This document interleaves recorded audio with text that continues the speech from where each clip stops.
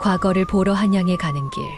산속에서 선비는 길을 잃고 낭떠러지에 떨어져 크게 다쳤습니다. 죽음의 문턱에서 자신을 구해준 여인이 심상치 않은데요. 안녕하세요. 주막의 아담을 찾아주셔서 감사합니다. 구독과 좋아요는 큰 힘이 됩니다.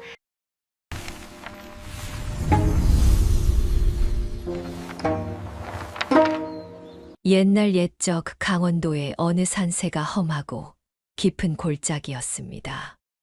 가난하지만 학문이 깊고 효심이 지극한 젊은 선비 하나가 한양으로 과거를 보러 가는 길이었습니다. 집안의 기대를 한 몸에 받고 떠난 터라 선비의 발걸음은 무거우면서도 희망에 차 있었지요. 하지만 초행길인 데다가 날이 저물어 산속에 짙은 안개까지 깔리자 선비는 그만 길을 잃고 말았습니다. 어둠 속에서 이리저리 길을 찾으려 헤매던 선비는 비에 젖어 미끄러운 입길을 밟고 말았습니다. 아차 하는 순간 선비의 몸은 수십 길 낭떠러지 아래로 곤두박질 치고 말았지요. 쿵 하는 둔탁한 소리와 함께 온몸의 뼈가 부서지는 듯한 끔찍한 고통이 밀려왔고 선비는 그대로 정신을 잃고 말았습니다. 얼마나 시간이 흘렀을까요? 죽음의 문턱을 헤매던 선비는 희미하게 의식을 되찾았습니다. 온몸이 불덩이처럼 뜨겁고 눈꺼풀은 천근만근 무거웠지요. 그런데 그때 선비의 희미해진 시야 너머로 믿을 수 없는 광경이 어렴풋이 들어왔습니다. 따뜻한 온기가 감도는 어느 초가집 방 안이었습니다. 그리고 선비의 곁에는 눈이 시리도록 아름다운 묘령의 여인이 앉아 있었지요. 여인의 입술 사이로 영롱하고 붉은 빛을 뿜어내는 신비로운 구슬 하나가 흘러나왔습니다. 여인은 그 붉은 구슬을 선비의 피투성이가 된 상처와 부러진 다리 위로 조심스럽게 굴렸습니다.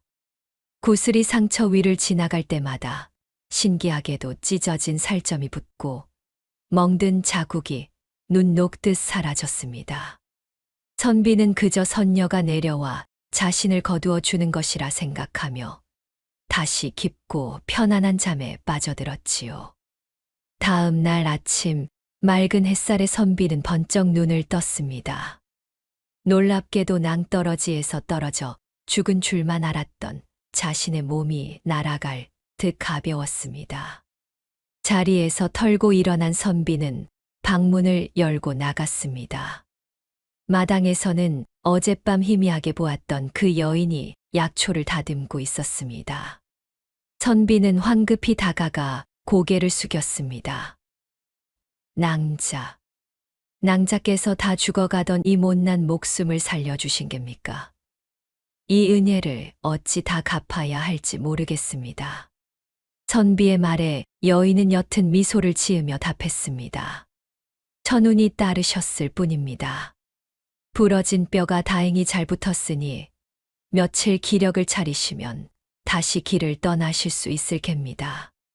선비는 그 미소를 보는 순간 자신이 과거를 보러 가는 길이었다는 사실조차 잊어버릴 만큼 여인에게 푹 빠져들고 말았습니다. 여인 역시 마찬가지였습니다. 다정하고 기품 있는 선비의 눈빛을 마주칠 때면 평생 느껴본 적 없는 설렘에 가슴이 쿵쾅거렸지요. 그날부터 선비는 핑계를 대며 초가집에 머물기 시작했습니다. 낭자, 내 아직 산길을 걷기에는 다리가 후들거려 영 자신이 없소.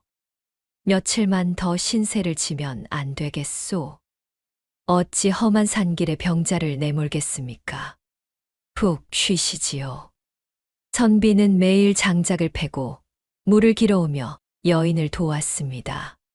그렇게 두 사람은 인적 없는 깊은 산 속에서 마치 오랜 부부처럼 평화롭고 애틋한 시간을 보냈습니다.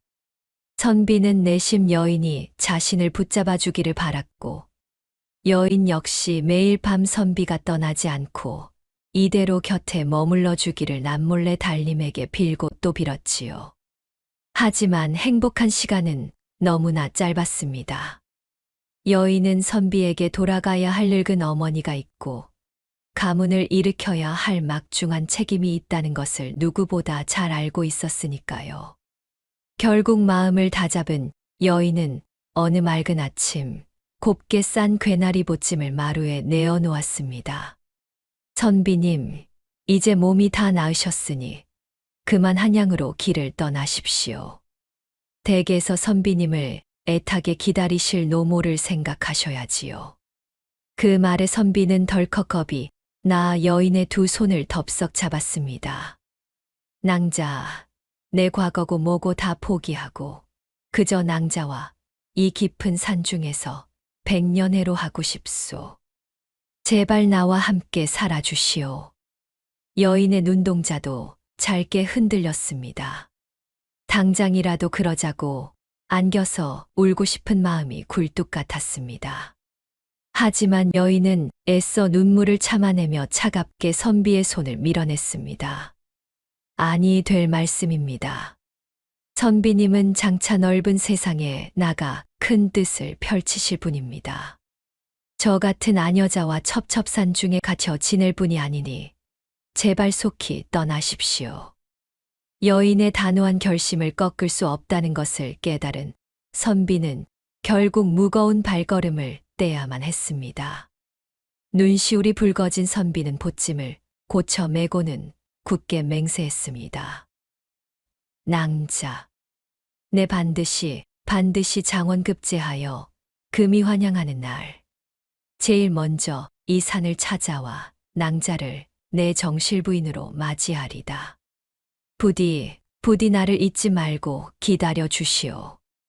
선비는 몇 번이나 눈물을 훔치며 뒤를 돌아보았고 여인은 선비의 모습이 산모퉁이를 돌아 완전히 사라질 때까지 그 자리에 서서 소리 없는 눈물만 뚝뚝 흘리고 있었습니다.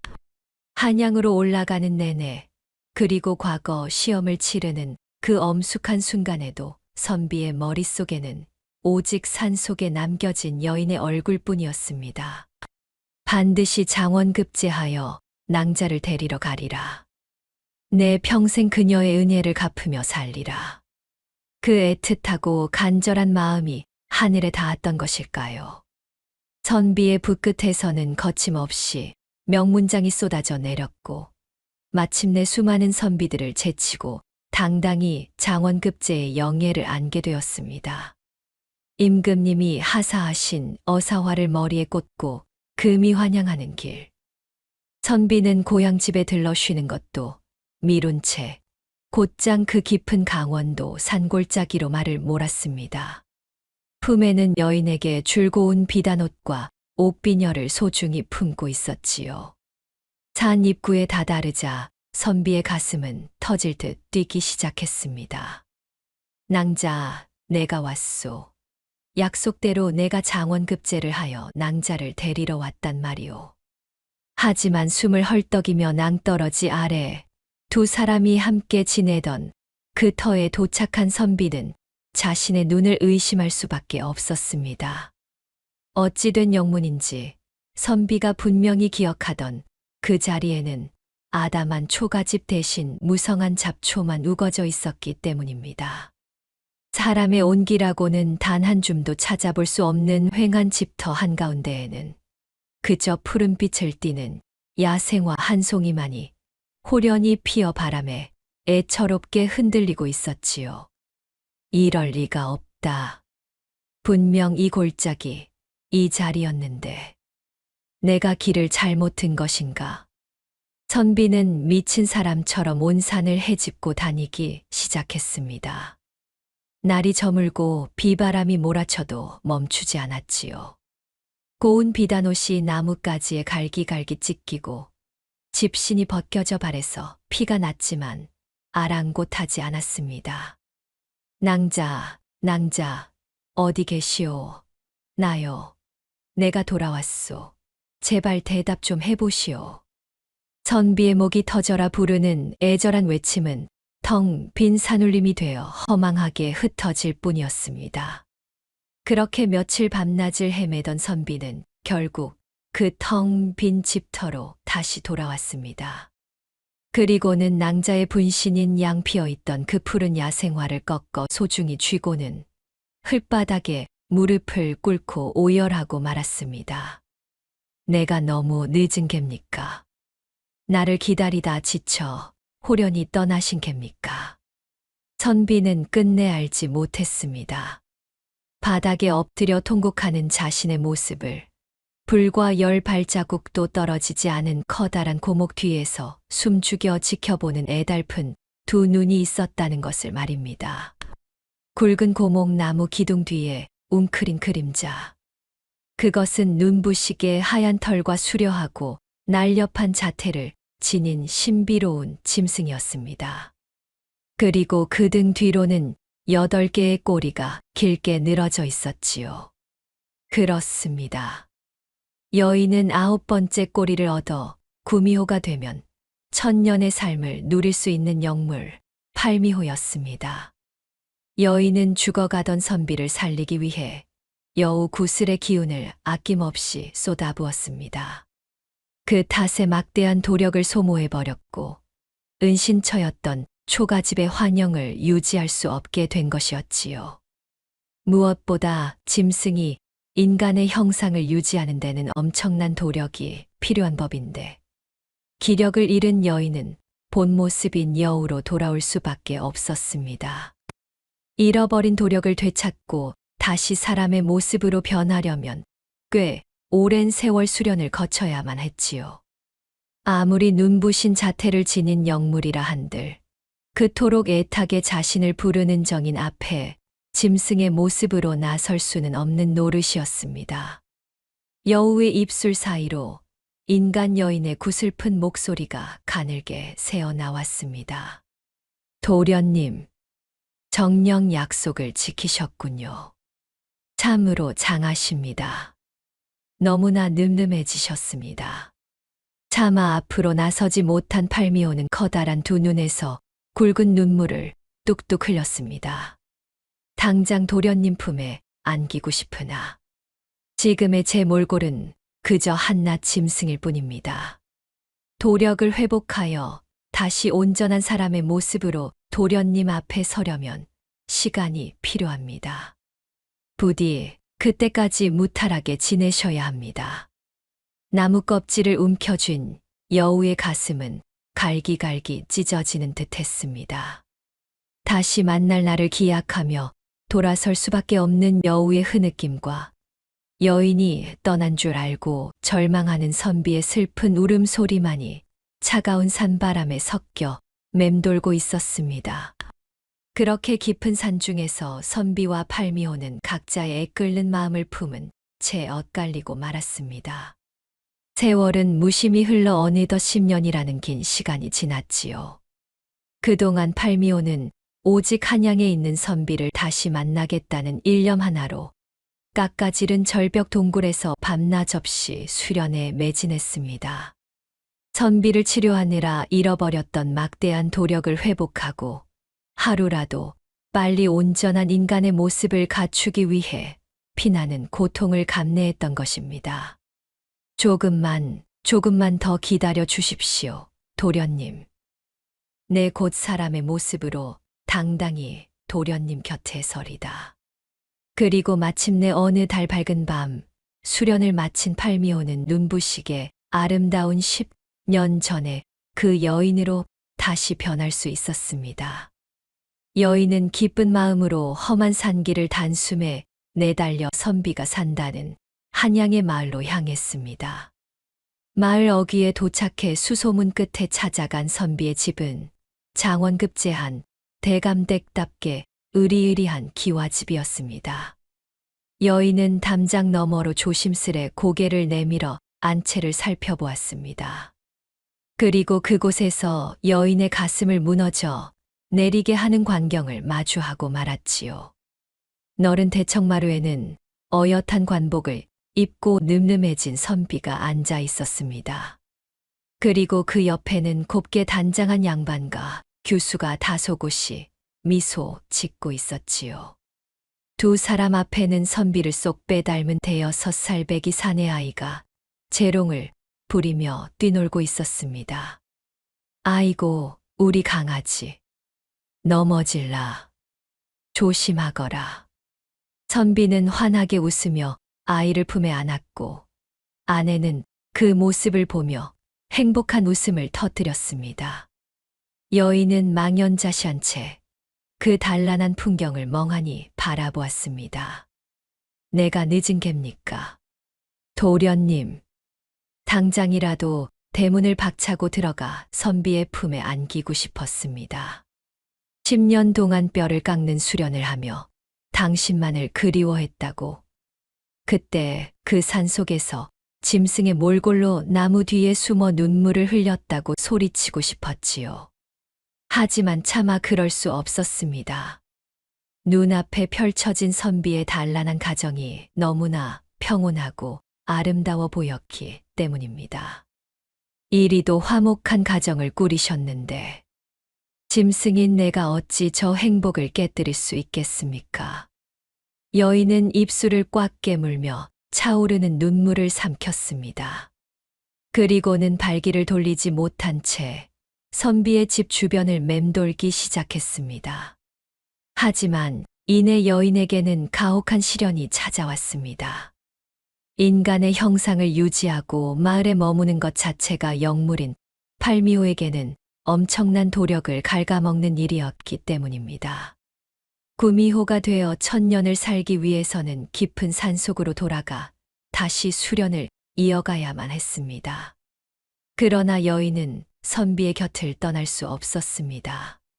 하루가 다르게 도력이 빠져나가 몸이 쇠약해지는 것을 느끼면서도 밤낮 없이 선비의 담장 밖을 서성이며 그저 먼 발치에서나마 선비의 평안을 비는 길을 택한 것입니다.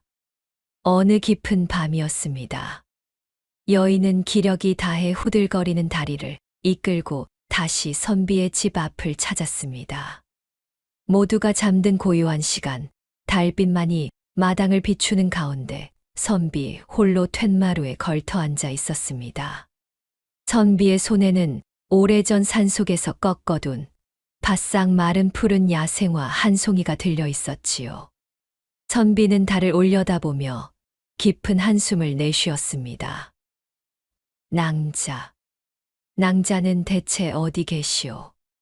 내 목숨을 살려준 그 크나큰 은혜를 아직 티끌만큼도 갚지 못하였는데 어찌하여 호련히 자취를 감추신 겝니까?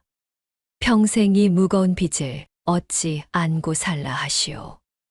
아내를 얻고 아이를 낳아 남부러울 것 없이 사는 듯 보였지만 선비의 마음 한구석에는 평생 갚지 못한 은혜에 대한 부채감과 낭자를 향한 아련한 그리움이 무거운 돌덩이처럼 지워지지 않고 남아 있었던 것입니다.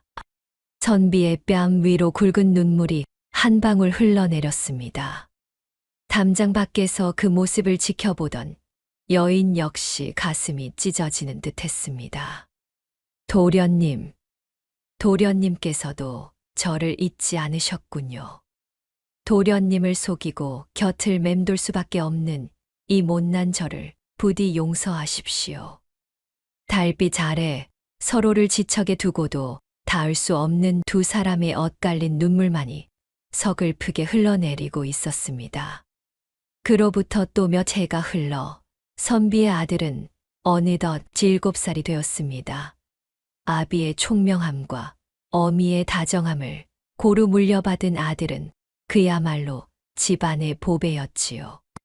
특히나 심성이 고워 어려운 일을 보면 그냥 지나치지 못하는 기특한 아이였습니다. 어느 화창한 장날이었습니다.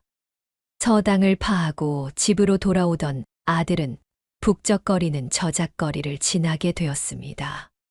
그런데 사람들이 잔뜩 모여 웅성거리는 곳에서 어린아이의 울음소리가 들려왔습니다. 호기심에 다가가 보니 한 험상궂은 옹기장수가 아이의 멱살을 잡고 으름장을 놓고 있는 것이 아니겠습니까? 이 녀석, 눈을 어디다 두고 다니는 게야? 내 녀석이 깨뜨린 이 항아리가 얼만 줄이나 알아? 당장 내 부모를 불러오너라. 알고 보니 아이가 실수로 옹기장수의 지게를 건드려 항아리 하나가 깨진 모양이었습니다. 겁에 질려 파랗게 질린 아이를 보자 선비의 아들은 가만히 있을 수가 없었습니다. 이보시오, 아저씨. 아이가 일부러 그런 것도 아닌데 너무 심한 것 아니오? 내가 대신 변상을 하리다. 아들은 용돈을 모아둔 주머니를 털어 내밀었지만 욕심 많은 옹기장수는 턱도 없다며 코웃음을 쳤습니다. 이 코 묻은 돈으로 어림도 없다. 당장 댁내 대감님을 모셔오란 말이다. 옹기장수가 기세등등하게 소리를 지르며 아들의 팔을 거칠게 잡아 끌려는 찰나였습니다. 어디선가 서늘한 바람이 부는가 싶더니 눈부시게 하얀 옷을 입은 묘령의 여인이 나타나 옹기장수의 팔목을 탁 하고 낚아챘습니다. 바로 먼 발치에서 아들의 하굣길을 지켜보던 팔미호였습니다. 그 손 놓으시지요. 어린아이에게 이 무슨 추태란 말입니까? 여인의 목소리는 낮고 차분했지만 그 눈빛에는 짐승의 그것처럼 섬뜩하고 매서운 살기가 서려 있었습니다. 난생 처음 보는 기이한 위압감에 눌린 옹기장수는 저도 모르게 헉 하고 숨을 들이키며 뒷걸음질을 쳤지요. 여인은 품에서 은자 2원양을 꺼내 옹기장수에게 던져주었습니다. 항아리 10개를 사고도 남을 큰 돈이었지요. 이 돈이면 깨진 항아리 값으로 충분할 테니 썩 물러가시오. 허둥지둥 돈을 챙겨 달아나는 옹기장수의 뒷모습을 보며 여인은 그제야 부드러운 눈빛으로 놀란 아들을 돌아보았습니다. 많이 놀랐을 텐데 어디 다친 데는 없느냐? 아들은 난생 처음 보는 낯선 누이였지만 그녀에게서 설명할 수 없는 포근함과 그리운 향기를 느꼈습니다. 아들이 고개를 끄덕이며 감사 인사를 하려는 순간 저 멀리서 다급한 외침이 들려왔습니다. 잠깐 거기 서시오. 낭자가 맞소.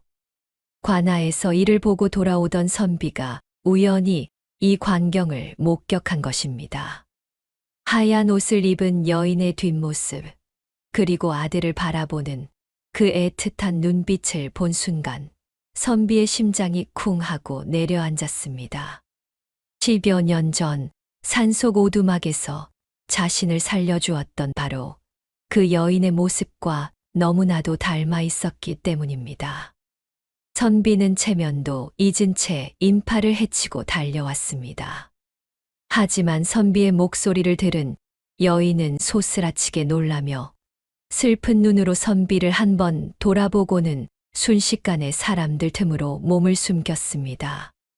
낭자, 제발 가지 마시오. 나요, 내가 왔소. 선비가 헐레벌떡 여인이 사라진 골목길로 뛰어들었지만 그곳에는 휑한 바람만이 불고 있을 뿐 여인의 그림자조차 찾을 수 없었습니다.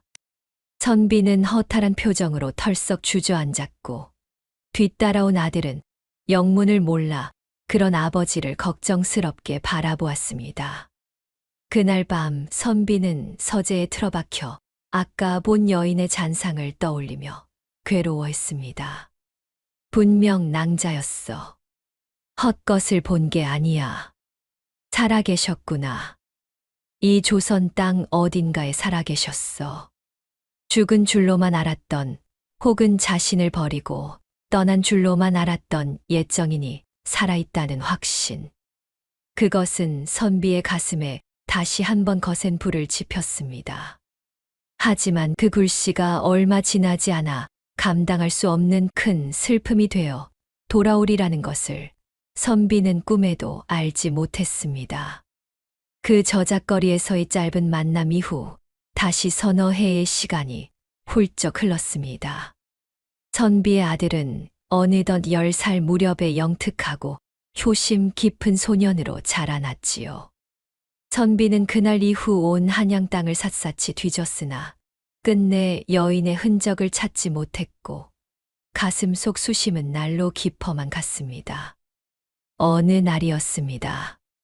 서당에서 일찍 돌아온 아들은 아버지의 서재 밖을 지나다 우연히 열린 문틈으로 방 안을 엿보게 되었습니다. 선비는 낡고 바싹 마른 야생화 한 송이를 손에 쥔 채 깊은 한숨을 내쉬며 몹시 슬픈 눈을 하고 있었지요. 아들은 생각했습니다. 우리 아버님께서 저 시든 꽃을 보며 슬퍼하시는구나. 험한 뒷산 깊은 곳에 저 꽃과 똑같이 생긴 어여쁜 꽃이 핀다고 들었는데 내가 그 꽃을 새로 꺾어다 드리면 아버님께서 다시 환하게 웃으시겠지. 호랑이가 나온다는 무서운 산이었지만 10살 어린 아들의 마음 속엔 오직 아버지를 기쁘게 해드리겠다는 생각뿐이었습니다. 어른들이 알면 호통을 칠 것이 뻔했기에 아들은 몰래 작은 바구니 하나만 달랑든 채 험한 산길에 오르고 말았습니다. 어린아이의 발걸음으로 감당하기엔 너무나 벅찬 산세였습니다. 고사리 같은 손등이 칠넝쿨에 베이고 집신이 다 닳았을 무렵 아들은 마침내 가파른 바위 틈에서 아버지가 쥐고 있던 것과 똑같이 생긴 푸른빛의 야생화를 발견했습니다. 찾았다. 아버님께서 이것을 보시면 참으로 기뻐하시겠지. 아이가 꽃을 꺾어 품에 소중히 안고 환하게 웃는 순간이었습니다. 어느새 해가 뉘엿뉘엿 지며 산속에 짙은 안개가 깔리더니 등골이 서늘해지는 매서운 짐승의 누린내가 진동하기 시작했습니다. 쿵쿵 땅이 울리는 묵직한 발걸음 소리와 함께 짙은 안개를 뚫고 나타난 것은 집채만 한 크기의 거대한 짐승이었습니다. 바로 이 험한 산을 지배하는 무자비한 산군 호랑이였지요. 어둠 속에서 번뜩이는 두 눈과 쩍 벌린 시뻘건 입. 호랑이가 7살 어린아이를 향해 날카로운 발톱을 치켜든 절체절명의 순간이었습니다. 도망쳐야 한다는 생각조차 하지 못한 채 아이가 눈을 질끈 감았을 때 어디선가 서늘한 바람이 일더니 하얀 소복을 입은 여인이 한 마리 새처럼 날아와 아들의 앞을 굳세게 가로막았습니다. 바로 밤낮 없이 선비의 집 주변을 맴돌다 위험에 처한 아들을 뒤따라 산으로 뛰어들어온 팔미호였습니다. 여인은 가녀린 등으로 아들을 감싸 안으며 집채만 한 산군을 향해 서슬퍼런 안광을 뿜어냈습니다. 그리고는 덜덜 떠는 아이를 향해 다급히 외쳤습니다. 도련님, 어서 이 틈을 타 산 아래로 뛰어가십시오. 무슨 소리가 나도 절대 뒤를 돌아보시면 아니 됩니다. 몇 해 전 저작거리에서 보았던 낯선 누이였지만 그 애절하고 단호한 목소리에 아들은 번쩍 정신이 들었습니다. 아들은 눈물을 머금고 품 안의 꽃을 꽉 쥔 채 여인이 열어준 길을 따라 미친 듯이 산을 내달리기 시작했습니다. 아들의 뒷모습이 어둠 속으로 멀어지는 것을 확인한 여인은 그제야 안도의 한숨을 내쉬며 매서운 이빨을 드러낸 산군을 향해 천천히 고개를 돌렸습니다. 인간의 모습을 유지하느라 도력을 너무 많이 써버려 짐승과 맞서기에는 턱없이 쇠약해진 몸. 아무리 영물이라 한들 거대한 호랑이를 온전히 상대하기엔 역부족이었습니다. 하지만 여인은 조금도 두렵지 않았습니다. 사랑하는 정인의 핏줄을 살릴 수만 있다면 천년의 수련과 자신의 목숨 따위는 기꺼이 내어줄 참이었으니까요. 아들의 다급한 발소리가 짙은 안개 너머로 완전히 멀어지자 여인을 팽팽하게 감싸고 있던 기운이 서늘하고 날선 살기로 바뀌었습니다. 먹잇감을 놓친 산군 호랑이는 분노에 차올라 산통을 깨는 듯한 끔찍한 포효를 터뜨렸습니다. 거대한 앞발이 여인을 향해 무자비하게 날아드는 찰나 여인의 하얀 소복이 눈부신 빛을 내뿜으며 산산이 흩어졌습니다. 그리고 그 자리에는 집채만 한 호랑이에 맞먹는 거대한 몸집의 배겨우가 위압적인 자태를 드러냈습니다. 여인의 등 뒤로 눈부시게 하얀 8개의 꼬리가 성난 불꽃처럼 일렁였습니다. 천년의 수련을 품은 영물 팔미호의 본 모습이었습니다. 크앙! 산군이 산을 뒤흔들며 허공으로 솟구쳐 올랐습니다. 백여우 역시 짐승의 날카로운 이빨을 드러내며 맹렬하게 맞붙었습니다. 거대한 두 짐승이 충돌하자 벼락이 치는 듯한 굉음과 함께 흙먼지가 솟구쳤고 아름들이, 고목들이 수수깡처럼 꺾여 나갔습니다. 하지만 싸움은 처음부터 백여우에게 불리했습니다. 지난 10수년간 인간의 형상을 유지하며 선비의 곁을 맴도느라 도력을 너무 많이 소모해버린 탓이었습니다. 호랑이의 육중한 발톱이 허공을 가를 때마다 백여우의 하얀 털 위로 시뻘건 핏물이 왈칵왈칵 쏟아졌습니다. 뼈가 부서지는 고통 속에서도 백여우는 물러서지 않았습니다. 오직 벼락 밑으로 도망치고 있을 어린 정인의 핏줄이 무사히 빠져나가기만을 바라며 자신의 찢겨나가는 몸뚱이를 방패 삼아 짐승의 앞길을 악착같이 가로막았습니다. 이윽고 핏발이 선 산군의 이빨이 백여우의 목덜미를 깊숙이 파고들었습니다. 숨통이 끊어질 듯한 고통 속에서 백여우는 이것이 마지막임을 직감했습니다. 부디 무탈하시기를. 백여우는 자신의 목을 내어준 채 남은 생명력을 모두 쥐어짜 내어 8개의 꼬리로 호랑이의 거대한 몸을 올감했습니다.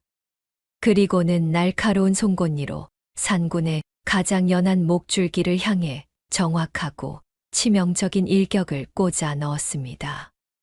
후! 단말마의 비명과 함께 거대한 호랑이의 몸뚱이가 털썩 무너져 내렸습니다. 목줄기가 찢긴 산군은 엄청난 피를 쏟아내며 2번 다시 일어나지 못했습니다. 그 옆으로 온몸의 뼈와 살이 찢긴 백여우 역시 힘없이 쓰러졌습니다. 바닥에 고인 붉은 웅덩이 위로 백여우의 형상이 가물거리더니 이내 피투성이가 된 하얀 소복 차림의 가녀린 인간 여인으로 되돌아왔습니다.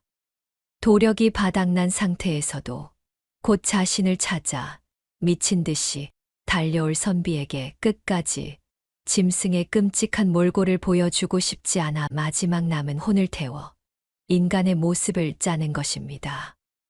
여인은 자신의 목에서 흐르는 뜨거운 피를 애써 부여잡으며 캄캄한 산길 너머로 흔들리는 횃불의 불빛이 다가오기만을 애타게 기다렸습니다.